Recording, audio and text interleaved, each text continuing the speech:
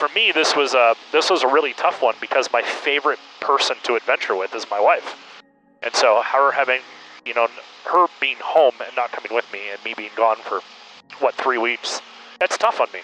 And so, yeah, but at the same time, I have to go back to my founding philosophy, which is I want to show up completely exhausted and I need to say yes to adventure.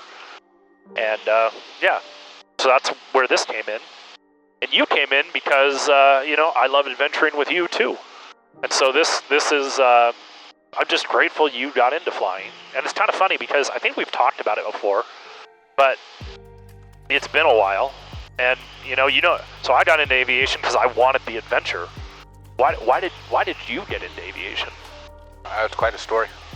So the aviation part of it wasn't part of my, like a lot of people have their dads or somebody, their family member, whatever. None of that happened.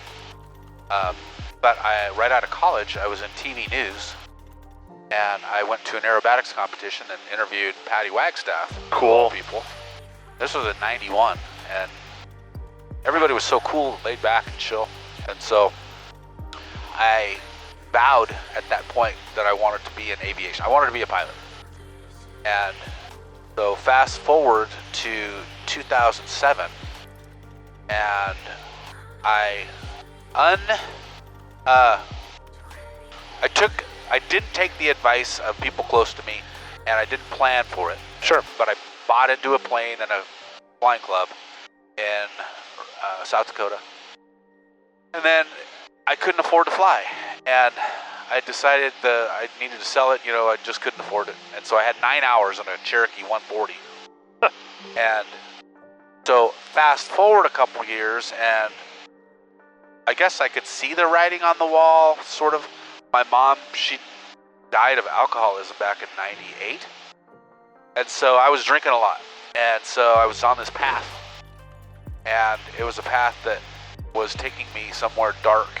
And I decided I needed to go into and seek help. And so I went into treatment in 2010, the end of 2010. I'm coming up on my 14th anniversary. Seriously? Yeah.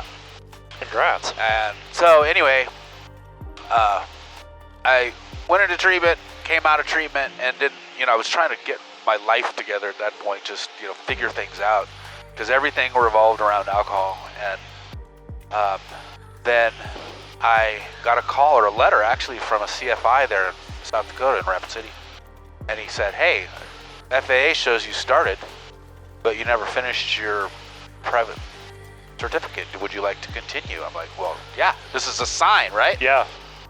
And so I started flying with this guy, and I had all this extra money. And so then I got like 40 hours with him or something, and then my job up and just... Helicopter on a 2-mile final from the north to the west ramp at Go County. And so my job kind of uprooted me and said, hey, you're going to move to Alaska. And I resisted. And I didn't want to, it was like fear. All this fear was wrapped around all that. Yeah.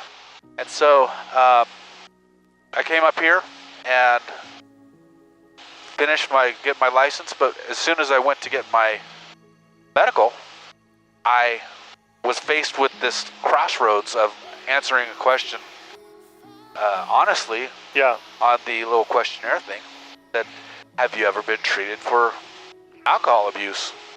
And I'm like, all right, I could lie and say that, no, and then hope that it never catches up with me. Right. Or I could, embrace it and face it and be honest and then do what needs to be done. Yeah. Which is what I did. And so... What did that look like? So, because I think a lot of people would have lied. A lot of people would have lied.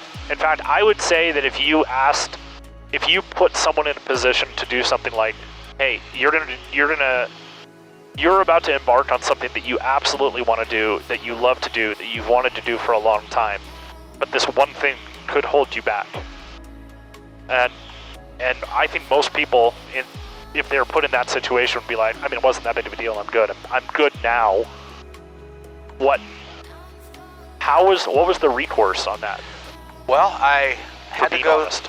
Yeah, I had to go see a special, like, flight dock Okay. in Anchorage. Yeah. And because of this, you have to do all of this other stuff. Got it. And I'm like, it was the cat's out of the bag then. I mean, Right. everybody knew. And so I'm like, and she said one word to me, Dr. Petra Illig in Yeah. Anchorage. She said one word that changed my life. And I'm there. The wind has been taken out of my sails, and what am I going to do? Yeah. And this hurdle, this just roadblock has come up. And I said, is it really all worth it? I said it like that. My shoulders were kind of hung down. And is it really all worth it? And she said, yes. I'm like, oh, and she was enthusiastic about it. Yeah. And I'm like, all right, well, let's do this. What do I have to do? She goes, well, you need to go back to treatment. I'm like, oh, God. So it was a short-term treatment. Okay. But I met one of the best people, one of my best friends in Anchorage now through that. Okay. And then I had to do like a year-long random UA test. Yeah. Yeah. So every, 14 times in a year, and it was $80 a pop. Okay. And so I had to do all of this stuff, but all of that just solidified and helped me understand how sobriety is so important to me. And because, all of that I went through it first time, and then this time, the second time, and it was for a purpose. So the first time, not that the first time wasn't, because that was to live, that was to stay alive. Right. And this was, for a dream of mine. And so I've been able to pursue that. And so it's kept me sober, and I keep going, and it, it's, the whole program is not, it's not just to not drink. It's how to live life and live it in a way that you're productive and you're kind and you matter to other people and they matter to you. And so, when people reach out to me, I do the best and the most I can because I was there. Yeah. And people helped me along. So it's interesting because I have a lot of friends that I know that have gone through AA and what have you, and it's interesting to me because of my friends that I know that have been through it. You're the friend that I've talked to the most about it, and you're the most open and willing to share, which I find truly fascinating in a good way, because I think you were able to fly today because of that. Yeah. Well, I think there's a lot of perceived shame around it. Yeah. And there shouldn't be. Yeah.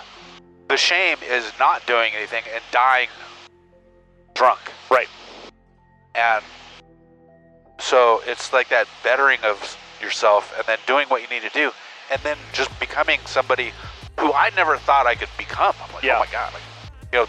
I'm the same person I was 15 years ago, but 15 years ago I was like in a dark place, like I said. And so, well, I like the person you are. Well, and I think everybody else does. If you ask all my friends back then, they're like, well, he was all right. It was okay. Yeah, but man, I had that downhill slide there. Yeah. So